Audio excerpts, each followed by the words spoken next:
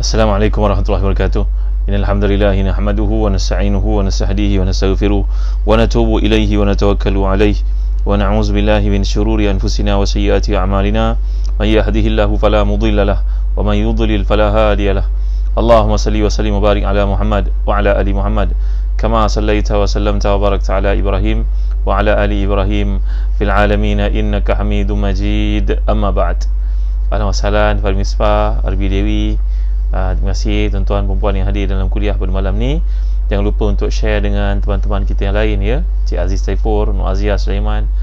Tolong andai ada kesempatan, Nazira Nazri, tolong jangan biarkan teman-teman kita yang luar sana tak tahu ada majlis ilmu. Tolong sampaikan Nur Hidayah. Moga-moga padanya ada jariah ilmu yang dikongsikan ya. Azina Muhammad Johari, Gi Kalok, terima kasih semua yang hadir pada malam ni.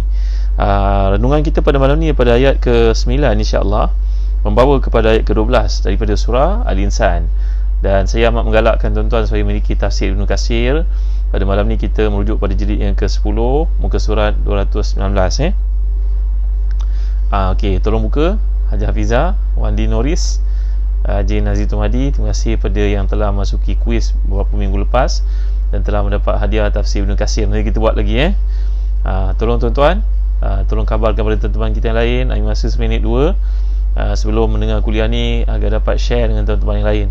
Bayangkan kalau kita ada 200 orang pada malam ni, dapat share pada seorang 10, dah 2,000 orang yang dapat manfaat dan pahala yang berjalan untuk kita di akhirat kerana kita ni manusia, kalau buat satu kebaikan dalam jumlah yang terbatas, kemampuan yang terbatas, tapi Allah tidak.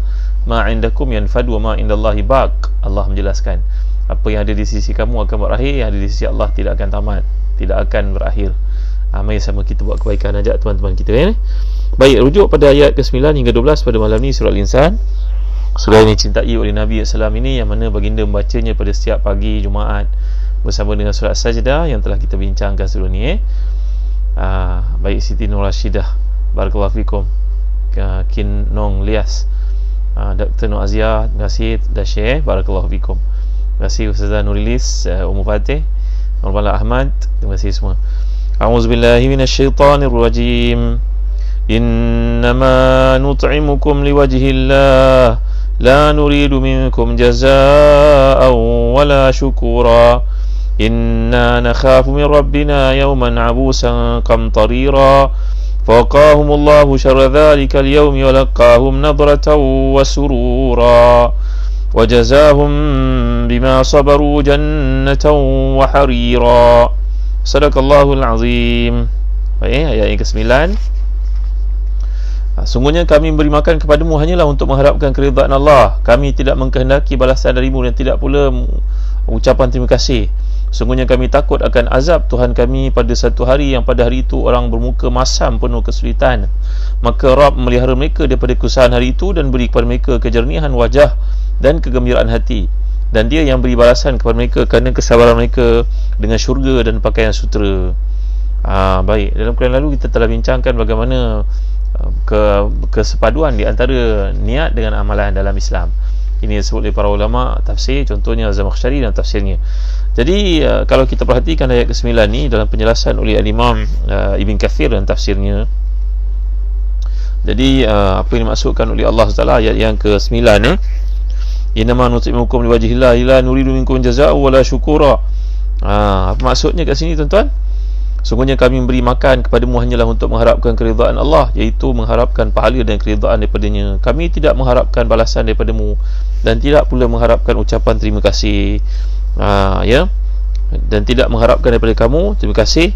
Kata Imam Mujahid dan juga Sa'id bin Jubair mengatakan, demi Allah mereka tidak mengucapkannya melalui lisan, tapi Allah mengetahuinya di hati mereka, sehingga Allah memberikan pujian kepada mereka untuk memancing orang lain melakukan perkara yang sama. Baik dulu kita pernah bincang dalam surah An-Nisa. Kalau tuan-tuan masih ingat lah, harap masih ingat lagi berkaitan dengan isu makan ni. Dan ia juga diulas oleh Imam Al-Fakhr Razi dan tafsirnya. Ni tafsirnya nampak tafsir Al-Kabir, banyak jilid ni tuan-tuan, ada lebih kurang 19 jilid dalam tafsir Al-Imam Al-Fakhr Razi ni. Tafsir dipanggil tafsir Al-Kabir. Jadi mengapakah Allah menyebut perkataan makan ni telah saya huraikan ketika kita bincangkan surah An-Nisa yang lalu, bila Allah SWT menceritakan innalladzina ya'kuluna amwal yatama zulman innama ya'kuluna fi butunihim nara. Ini telah kita bincangkan dalam tafsiran kita surah An-Nisa yang lalu, kalau masih ingat. Jadi perkataan makan, kenapa sentiasa disebut oleh Allah SWT? Ada berbagai penjelasan oleh para ulama dalam perkara itu. Dan kerana kalau kita perhatikan tuan-tuan, wajhu zalika anna ashraf anwa'il ihsan wal ihsan bit ta'am, wa dhalika li anna qiwamul abdan bit ta'am la hayata illa bihi, wa qad yatawaham imkanul haya ma'a faqad ma siwa, falamma kana ihsan la jarama ubira bihi an jami'i wujuhin manafi' walladhi yuqawi dhalika annahu yu'abbar bil akli an jami'i wujuhin manafi'. Bila kita sebut tentang makan ini merujuk kepada satu nikmat yang paling besar. Dan biasanya kita sebut perkataan makan ni bagi merujuk kepada penggunaan lah, dari sudut negatifnya, dari sudut positifnya. Sebagai contohnya, kita kalau orang Melaka mengatakan habis harta bapa dia bedal, ditaramnya, tuan-tuan, maksudnya apa tuan-tuan? Maknanya kat sini menunjukkan makan kan, mentedara. Jadi tuan-tuan dimuliakan Allah sekalian, bila sebut tentang penggunaan harta, lazimnya ia merujuk kepada makan. Orang sebut perkataan makan pun kata ni makan yang haram lah ni, maknanya mengambil dari semua yang haram. Jadi biasanya perkataan makan itu begitu ditaglibkan di atas segala upaya atau ikhtiar atau aktiviti berkaitan dengan harta, kerana itulah yang paling dominan sekali sebenarnya tuan-tuan. Dalam masa yang sama, kalau kita lihat manusia punya harta yang banyak sekalipun, tapi dia tak boleh nak makan, doktor memberi pada prescription ni tak boleh makan, tak boleh makan, maka tuan-tuan dimuliakan Allah sekalian, apa lagi nikmat yang ada kalau semua dah tak boleh makan? Tuan-tuan dimuliakan Allah sekalian, maka terpaksa lah duduk dekat hospital, kena makan ubat-ubatan yang dimasukkan melalui drip saja. Maka tentulah tuan-tuan, dalam konteks ini Allah menekankan satu aspek yang penting, iaitu berkaitan dengan makan, padahal ia ada lagi aktiviti yang lain. Bayangkan seorang pelajar yang nak belajar kat luar negara, nak belajar kuliah syariah di mana-mana universiti ada dalam dunia, di Maghribi ataupun di Azhar, di Pakistan, di Jordan, tapi tak ada orang nak beri kepadanya infak.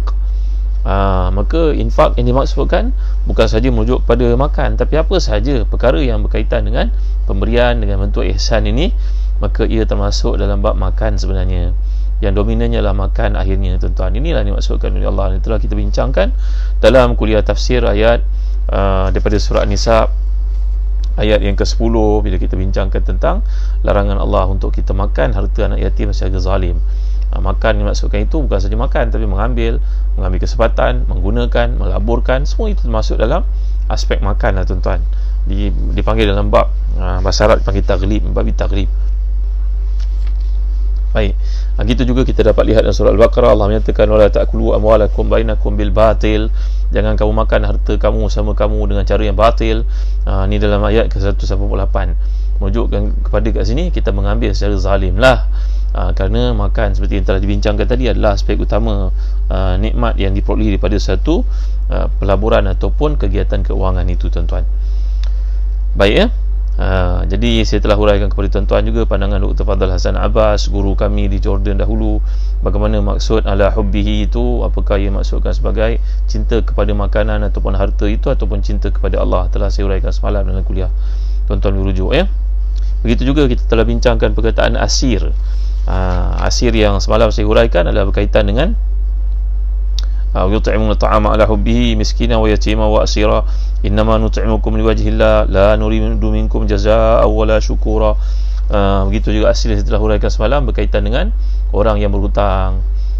Bila kita maafkan mereka, kita bagi pelonggaran pada mereka, kita bagi diskaun pada hutang mereka, ini adalah tanda-tanda kita masuk dalam golongan yang melakukan bantuan, ihsan, islah sesama manusia ya. Ada juga pendapat yang saya nyatakan semalam, merujuk asir ini adalah isteri. Kerana kata para ulama, contohnya Imam Al-Fakhrazi, li'annahu huwa azwajah li'annahuna usara 'indal azwaj. Seorang wanita itu, seorang isteri itu, dia berada di bawah naungan suami. Bayangkan, kita bincangkan juga wa akhazna minkum misakan ghaliza, berkaitan dengan peringatan Allah SWT kalau nak menceraikan seseorang, isteri itu jangan ambil apa yang telah diberikan kepadanya, kerana perkahwinan ni disifatkan seperti mithaq ghaliz, maknanya satu kesepaduan, satu persefahaman, satu perjanjian yang kukuh. Perkataan misakan ghalizan ni, kata Al-Imam Mahmud Shaltut dalam tafsirnya menyatakan bahawa bagaimana disamakan akidah beribadah dengan Allah itu sama dengan ikatan perkahwinan dengan seorang perempuan. Ada kaitan lah kat sini tuan, kerana asir ini maknanya hamba, maknanya tebusan, maknanya tawanan. Bila seorang perempuan itu dikahwinkan, ayahnya mewalikan untuk perkahwinannya, maka dia dihantar kepada seorang lelaki yang asing yang tak pernah ayah itu kenal. Mungkin ada pertautan keluarga, seperti orang Arab berkahwin sepupu sebagai contohnya, tak ada salah pun dalam hal itu. Maka kadang-kadang tuan-tuan, yang kita nampak di depan semuanya baik, tapi di belakang kita tak tahu apa kegemarannya, apa amalannya, apa sikapnya. Tambahan pula kalau anak itu diperisterikan, anak gadis itu diperisterikan oleh orang yang jauh. Jadi Allah menggambarkan perkataan asir ini, dia bukan saja termasuk di bawah situ tawanan perang, tebusan, orang berhutang, juga mungkin masuk dalam bab orang perempuan, iaitu seorang perempuan yang dikahwini sedangkan ayah ibu keluarganya tak tahu apa yang berlaku kat rumahnya tuan-tuan. Apakah dia dipukul, apakah dia dihina, apakah dia dinafikan hak, apakah suaminya itu ada main kayu tiga dengan perempuan lain, atau apa-apa saja kejahatan dilakukan olehnya, atau mungkin suami itu merupakan parasit yang menumpang di atas kesenangan isteri yang berpangkat. Contohnya macam-macam perkara tuan-tuan. Ya, itu sebab para ulama tak begitu gemar dalam bab perkahwinan misyar tuan-tuan. Bukan misyar, misyar. Ini para ulama tidak cenderung untuk mengatakan ia sebenarnya dekat dengan haram tuan-tuan yang mulia Allah sekalian. Kerana tidak ada tertakluk kepada syarat-syarat. Sepatutnya perkahwinan itu suami yang menjadi yadul kasbi, yang menaungi, yang menjaga. Ini semua boleh berakhir dengan kezaliman, penganiayaan, penindasan kepada hak-hak orang perempuan.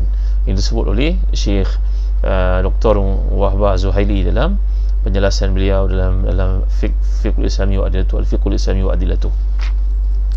Baik, jadi kembali kepada maksud asiran ni, satu perkara yang menarik yang ditekankan sejak daripada 700 tahun ataupun 900 tahun lalu oleh para ulama tafsir macam Imam Fakhr Razi, mengatakan bahawa asir ni mungkin juga termasuk di bawahnya peruntukan untuk seorang perempuan, seorang isteri. Kerana perkahwinan dengan mana-mana lelaki boleh mewujudkan satu keadaan kelabu asap yang tak jelas, boleh berlaku penganiayaan. Maka alangkah beruntungnya lelaki yang melakukan kebaikan kepada isterinya, kerana mereka termasuk dalam pujian Allah dalam ayat ini tuan-tuan dimuliakan Allah sekalian. Allahu Akbar. Jadi banyaklah berdoa tuan-tuan. Kita punya anak-anak dara, anak-anak perempuan, kita pun tak tahu dengan siapalah akan jadi diperisikan oleh siapa nanti tuan-tuan. Sebab kena banyak doa kepada Allah SWT.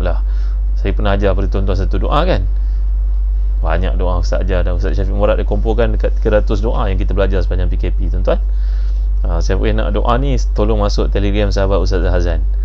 Ada lebih kurang 300 doa Ustaz Syafiq. Ustaz Umi Fatih, kalian telah kumpulkan untuk kita lebih kurang 300 doa. Bayangkan dah lebih 300 hari kita bertafsir ini, banyak surah yang kita baca. Antara doa yang Nabi anjurkan kita baca tuan-tuan, tolonglah baca doa ni tuan-tuan. Ada seorang sahabat datang berjumpa dengan Rasulullah, berkata, wahai Rasulullah, alangkah banyaknya doa yang Rasulullah ajar kepada kami, orang macam saya tak mampu mengingati semua. Tawaduknya sahabat ini, ya, umpama orang yang bekerja sebagai pemandu Grab, pemandu lori, pemandu delivery, mungkin kerja mereka sibuk mencari wang, kayak pagi makan pagi, ke petang makan petang, cukup-cukup ya pendapatan ustaz. Allahu Akbar. Jadi amalkan doa ni. Sahabat Nabi pun berkata perkara yang sama, saya tak sempat wahai Rasulullah, banyak doa Rasulullah ajar. Nabi pun mengajari satu doa sallallahu alaihi wasallam, Allahumma inni as'aluka khairahu, Allahumma inni as'aluka minal khairi kullihi, ajilihi wa ajilihi, ma alimtu minhu wa ma la a'lam, wa a'udzubika minasyarri kullihi, ajilihi wa ajilihi, ma alimtu minhu wa ma la a'lam, wa as'aluka min khairi ma sa'alaka 'abduka wa nabiyyuka Muhammadun sallallahu alaihi wasallam, wa a'udzubika min syarri ma aza minhu 'abduka wa rasuluka Muhammadun sallallahu alaihi wasallam. Allahumma inni as'aluka al-jannah wa ma qaraba ilaiha min qawlin aw amal, wa a'udzubika minan nari wa ma qaraba ilaiha min qawlin aw amal. Panjang ya. Memanglah doa ni power tuan-tuan. Semua doa Rasulullah power, semua doa dalam Quran power. Tapi ambillah doa ni sebagai satu peluang untuk kita berdoa. Kita pun tak tahu masa depan anak dara kita macam mana tuan-tuan. Ya Allah, kadang lelaki tu sebelum kahwin nampak segala-galanya baik, hampir-hampir lepas sembahyang asar pun ada sunat lagi nak tunjuk waraknya. Tapi bila dah kahwin lain, jadinya sian dan perempuan tuan-tuan. Ya Allah Rabbi, doa lah banyak tuan-tuan. Maksud doa ni sangat kuat. Ya Allah, aku mohon kepadamu segala kebaikan yang dekat atau yang jauh, yang aku tahu, yang aku tak tahu. Aku mohon perlindungan kepadamu ya Allah daripada segala keburukan yang dekat ataupun yang jauh, yang aku tak tahu ataupun aku tahu, wahai Tuhan. Aku mohon kepadamu segala kebaikan yang Allah minta, yang Rasulullah minta untuk daripada Allah SWT, daripadamu, wahai Tuhan. Dan aku mohon perlindungan kepadamu dari segala benda yang Nabi ku SAW minta perlindungan kepadamu. Aku mohon kepadamu syurga ya Allah, dan apa-apa yang mendekatkan diriku kepadanya, sama ada perkataan, perbuatan ataupun amalan. Aku mohon perlindungan kepadamu ya Allah dari segala perkara yang bawa aku kepada neraka, sama ada kata-kata, tindakan ataupun amalan. Power tu doa ni. Nabi menganjurkan kepada sahabat ni, kau amalkan ni satu, di cover semua doa-doa lain. Dalam kitab Ar-Rasf menceritakan riwayat seperti itu tuan-tuan. Saya ulang sekali, bagi tuan yang telah menghafal doa ni, alhamdulillah. Yang belum diamalkan, tolong amalkan. Suruh anak-anak dara kita amalkan, anak-anak lelaki kita pun sama. Kerana ragging ni bukan berlaku pada orang perempuan saja, orang lelaki pun boleh berlaku juga. Allahu Akbar. Nak musim ujian yang berat untuk kita pada hari ini tuan-tuan. Wabaknya dan sebagainya, pendapatan terbatasnya, tak boleh keluar rumahnya, anak-anak tak cukup tabletnya. Amalkan doa ni tuan-tuan. Allahumma inni as'aluka minal khairi kullihi ajlihi wa ajlihi ma alimtu minhu wa ma la a'lam, wa a'udzubika minasyarri kullihi ajlihi wa ajlihi ma alimtu minhu wa ma la a'lam, wa as'aluka min khairi ma sa'alaka 'abduka wa nabiyyuka Muhammadun sallallahu alaihi wasallam, wa a'udzubika min syarri ma azabika minhu 'abduka wa nabiyyuka Muhammadun sallallahu alaihi wasallam. Allahumma inni as'aluka al-jannah wa ma qaraba ilayha min qawlin aw amal, wa a'udzubika min nari wa ma qaraba ilayha min qawlin aw amal. Ya Allah, aku mohon kepadamu segala kebaikan yang dekat ataupun yang jauh, yang aku tahu, yang aku tak tahu. Aku mohon kepadamu dari segala benda yang dekat, keburukan yang dekat ataupun jauh, yang aku tahu ataupun aku tak tahu. Ya Allah, aku mohon kepadamu segala kebaikan yang Nabi Muhammad SAW minta kepadamu. Aku mohon perlindungan kepadamu dari segala benda yang Nabi ku minta perlindungan kepadamu, wahai Tuhanku.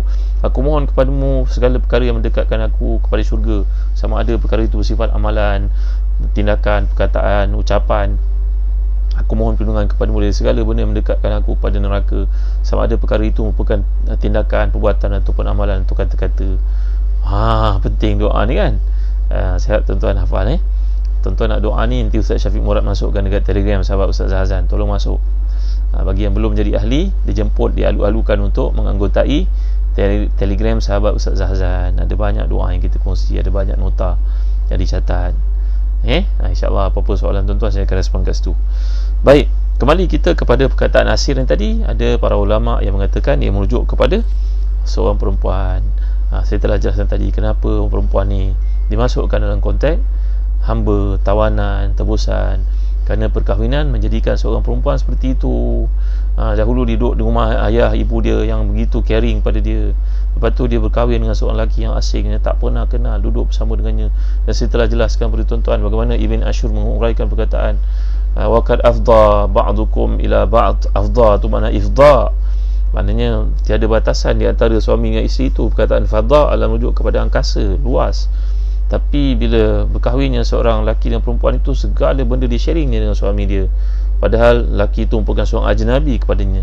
Dia cerita tentang masalah dia dengan adik-beradik dia, cerita dengan ayah dia, segala benda dia sampaikan kepada, reveal kepada suami, disclose kepada suaminya. Kenapa tuan-tuan? Dia begitu yakin ini lelaki yang akan menjadi pemimpin dalam hidupnya.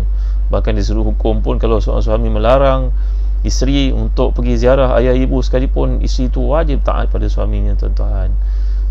Tapi suami yang buat zalim macam tu lah ya. Kalau tuan-tuan baca dalam fatwa para mufti, contohnya Mufti Wilayah mengatakan kecenderungan mufti wilayah adalah untuk mengatakan haram bagi seorang lelaki menghalang isterinya menziarahi kaum keluarganya, ayah ibunya yang sakit contohnya. Dia kena lepaskan lah. Kalau dia halang, dia buatan itu haram tuan-tuan, memutuskan silaturahmi murah. Baik jadi apa yang dimaksudkan kat sini oleh Allah Ta'ala begitu menyeluruh. Jadi saya dah sebut pada tuan-tuan, sama dia merujuk kepada tebusan perang, baik muslim ataupun kafir, ataupun tawanan, ataupun orang berhutang, ataupun isteri kita sendiri, kena buat baik pada mereka. Baik tuan-tuan, kemudian ayat yang berikutnya, sempat ke tidak ni tuan-tuan? Dah pukul apa ni? Saya janji dengan tuan-tuan sekejap je, dekat 9.30 dah. Apa yang sempat dah tuan-tuan, sebelum terlupa saya nak galakkan tuan-tuan, kami di Zan Travel ada jual korma. kurma ajwa dari Madinah. Kita nak masuk bulan Zulhijjah dah. Tolong dapatkan kurma ni, boleh puasa 9 hari awal bulan Zulhijjah. Bersahur dengan ni pun dah cukup, berbuka dengan ni pun alhamdulillah. Itu juga kami ada kurma mejol dari Palestin yang difirmankan oleh Allah dalam surah Maryam, wa huzi ilaiki bi zidin nakhlati tusaqit alaiki rutaban janiyah. Ni tuan, cantik pak, menyelerakan sangat. Kalau tuan-tuan buka tengok dalam dia, ya Allah. Saya makan kan terliur tuan-tuan. Bagi tuan yang belum merasai kurma mejol, boleh order daripada Zazan Travel. Ingat mejol, ingat Zazan Travel. Baik tuan, dapatkan kurma-kurma ni, hadiahkan untuk diri kita, adik-adik kita, galakkan untuk berpuasa pada hari-hari awal bulan Zulhijjah ini, dan juga bulan Muharram nanti. Dan dalam hadis mengatakan rumah yang tak ada kurma akan kelaparan selalu ahlinya, penghuninya. Baik, dalam ayat ini Allah menyatakan bahawa innama nut'imukum liwajhillah la nuridu minkum jazaa'a wala syukura. Kami bagi kamu makan kerana Allah. Kami tidak inginkan daripada kamu balasan ataupun rasa syukur. Kata Imam Fakhr Razi, ini menariknya tafsir Fakhr Razi yang saya nyatakan pada tuan-tuan. Tiap-tiap ayat akan ada penghuraian persoalan-persoalan yang ditimbulkan. Jadi dalam penceritaan kat sini, innama nut'imukum liwajhillah, kami bagi kamu makan kerana Allah semata-mata. Jadi di sini ada 3 persoalan. Soalan pertama, adakah orang-orang yang baik ini, yang Allah puji ini, mengatakan kepada fakir, miskin ataupun asir ni tadi, yang kita telah rujuk kepada 4 golongan ni tadi, apakah dia terang-terangan berkata kepada orang itu, aku bagi kau makan ni semata-mata kerana Allah, aku tak mau balasan? Adakah mereka cakap begitu? Ataupun ini datang daripada Allah, tuan-tuan? Allah meng-highlightkan perkara itu kerana ia dalam hati mereka yang tidak ditonjolkan. Apakah, yang mana satu? Baik, kata Imam Fakhr Razi, ada tiga penjelasan kat sini.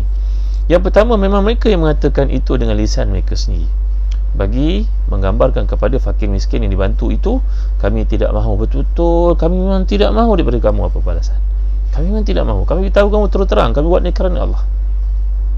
Saya pernah cerita pada tuan-tuan tentang Ikrimah Al-Fayyad yang datang membantu temannya Ibn Bishr itu kan, datang waktu malam bagi 4,000 dinar kan, sampai kawan itu terkeluar daripada masalah hutang piutang dia alaminya, bukan? Tuan-tuan ingat ketika kita bincang dalam kitab Adabul Mufrad yang lalu kan? Nak ulang ke? Saya rasa tuan-tuan ingat. InsyaAllah syukur boleh revise balik pelajaran yang kita telah pelajari dalam kitab Adabul Mufrad yang lalu.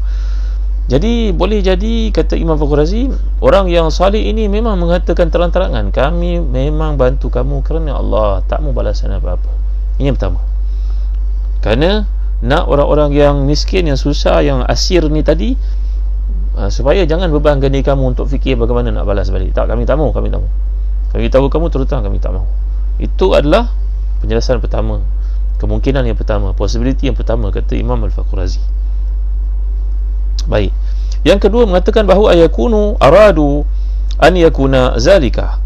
Bahawa yang kedua maksudnya kat situ memang dalam konteks ini mereka tidak menyatakan, itu hanya apa yang tersemat dalam hati saja, tidak disebutkan. Mereka bantu terus meninggalkan, tak mau dikenang-kenang orang. Tapi dalam hati memang merasakan kami bantu kamu kerana Allah, kami tak mau balasan apa-apa. Yang ketiga tuan-tuan, ini adalah penjelasan daripada Allah Subhanahu Wa Taala, dan Allah memuji orang-orang saleh ini untuk kita semua tahu dan ikut. Ini adalah tambahan peringatan daripada Allah SWT bagi menceritakan apa yang terdapat dalam hati sanubari orang-orang saleh ini. Ini merupakan penjelasan seperti dikemukakan oleh Imam Mujahid. Saya pernah cerita pada tuan-tuan, Imam Mujahid ni seorang ahli tafsir yang terkemuka, matinya pun dalam keadaan sujud.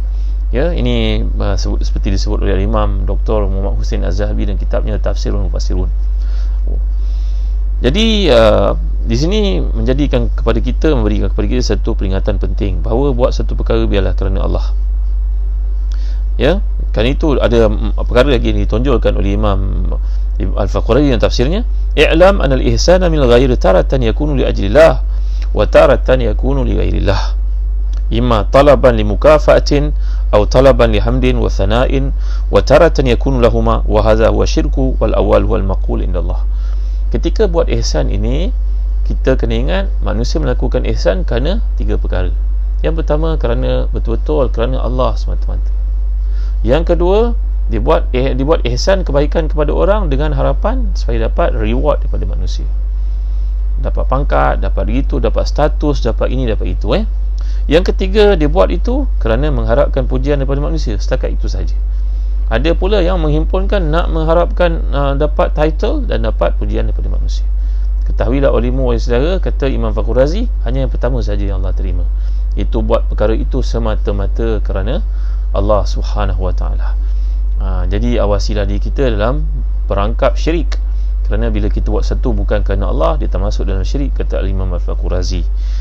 Tuan-tuan dimuliakan Allah sekalian, kita jangan pandang satu benda itu pada kecilnya, tapi pandanglah pada mudaratnya terhadap diri kita sendiri. Saya pernah cerita pada tuan-tuan dalam Musannaf Ibn Abi Shaybah, kisah tentang seorang sahabat yang mulia namanya Salman Al-Farisi, bercerita tentang manusia yang masuk syurga di akhirat kerana seekor lalat, dan seorang yang masuk neraka kerana seekor lalat.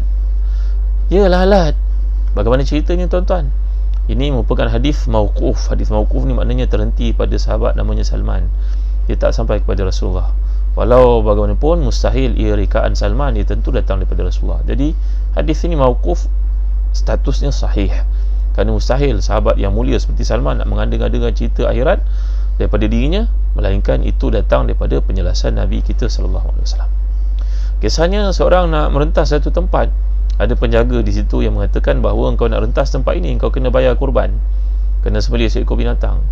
Dia berkata, aku tidak punya wang untuk beli binatang. Dia kata, tak apa, tak ada binatang pun tak apa, lalat pun jadilah. Lalat? Ya, lalat. Kau tangkap lalat, kau sembelih dia.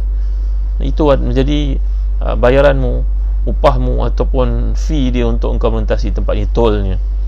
Orang tu kata, oh, seekor lalat? Seekor lalat tak ada masalah lah. Tangkap lalat, cabut kepalanya, tunjuk pada penjaga itu, okey, boleh lalu. Di akhirat dia masuk neraka kerana lalat itu. Tiba pula yang kedua. Yang kedua ni lalu, dia berkata, aku nak melintas tempat ni. Tak boleh, kau kena sembelih seekor binatang. Tak, aku takkan sembelih seekor binatang. Saudara, kalau kau tak ada binatang, tadi ada seorang dia sembelih seekor lalat. Lalat pun okey. No, lalat pun tak boleh. Walaupun lalat itu haram dimakan. Tuan-tuan faham maksud haram dimakan ni, sengaja ambil lalat makan. Haram hukumnya. Jadi kalau dijatuh dalam air, itu diskusi lain lah. Saya pernah cerita pada tuan-tuan. Sekarang aku takkan sembelih binatang walaupun seekor lalat. Ya, walaupun seekor lalat. Baik, kalau gitu aku bunuh kau. Bunuh. Dia mati kerana seekor lalat.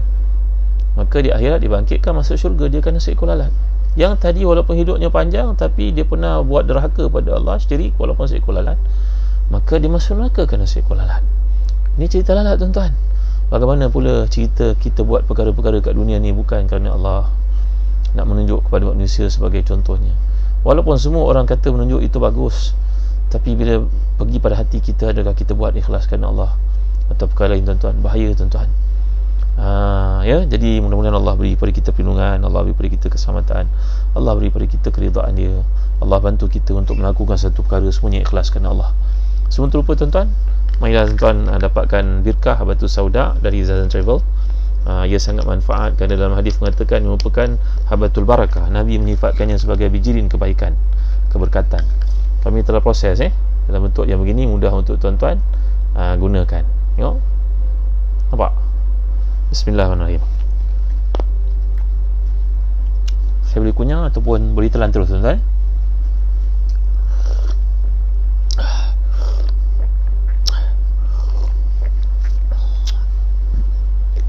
Tuan, tolong dapatkan birkah Habatus Sauda tadi Zazan Travel. Kami beri tuan-tuan hadiah buku, hadiah korma. Tuan-tuan dapatkan set daripada Zazan Travel, birkah Habatus Sauda, brand birkah. Alhamdulillah telah dipastikan semuanya halal, halal pun halal. Mudah-mudahan dapat beri pada kita keselamatan dan juga perlindungan dengan izin Allah SWT pada musim wabak berlaku. Bismillah.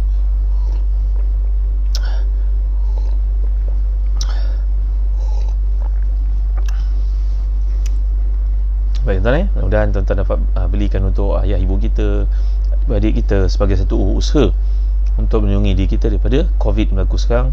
Dan Habatus Sauda ni punya banyak kebaikan bagi orang yang meresdung, orang yang tak ada keseimbangan dari sudut hormonnya, orang yang selalu pening kepala, sukar tidur malam, wanita yang menyusukan anak, Dan ada yang mengatakan untuk melebatkan rambut.